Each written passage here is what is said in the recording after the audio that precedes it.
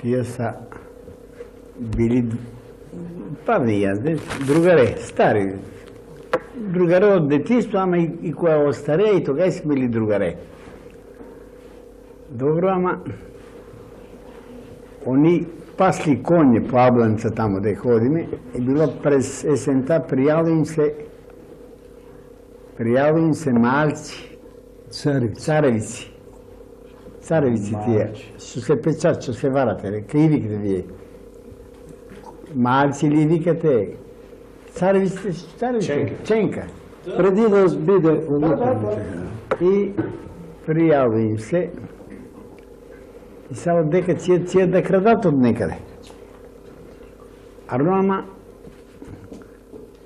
вика са, добро, ќе им да украдеме, ако не фанат, вика, кај ќе да се клнеме. Очи да судопа и клетва има таму. Тоа е потери кад Павле, вика му на Јован, на Дунката. Вика, Дунка, знаеш ли как се клнеме? Ти, вика, сад ќе дојдеш на краја на царевиста и јас ќе те вјајам. И јас, вика, ќе крша царевици, а ти ќе ме носиш. Низ царевиста. И кога ќе дојде ред, ако не кнат при попо, јас ќе кажа, ако ми е нога стапила, ега ми нога и саме. А ти па ќе викаш, ако ми е рака откршила, ега ми раката и саме. И клетва. И се оправдал. Правилно. Арно, ама това моја добрина го прочитува. Ти знаеш за това? Да. Не, за това не знам, ще ми кажеш. Има го това. За добрина не знам. Онаго това, јас сам дома болен и дојдат другаре, два тројца, един учител, един професор и Нико, пион служби, тие дојдат да ме видат. Јас сам болен.